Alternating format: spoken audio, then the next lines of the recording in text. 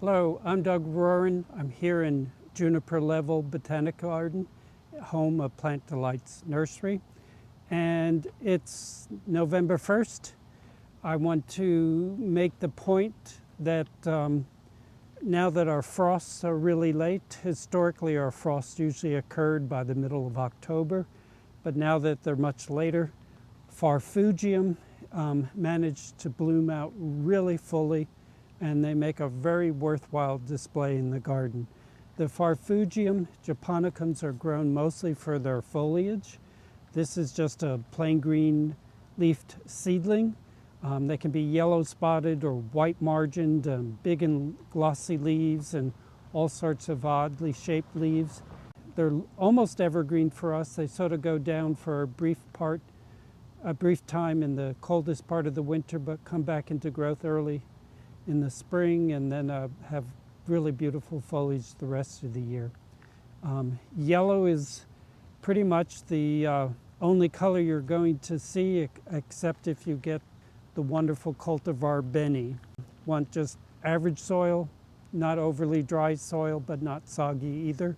Part shade to full shade. And this is Beni, B-E-N-I. Beni is Japanese for red. We don't consider this red, but it certainly is distinct from the yellow flowered ones. I feel comfortable calling it orange, and so it's a nice distinct color from the typical yellow. This is an example of a Farfugium cultivar with yellow spotted leaves. This is kin botan.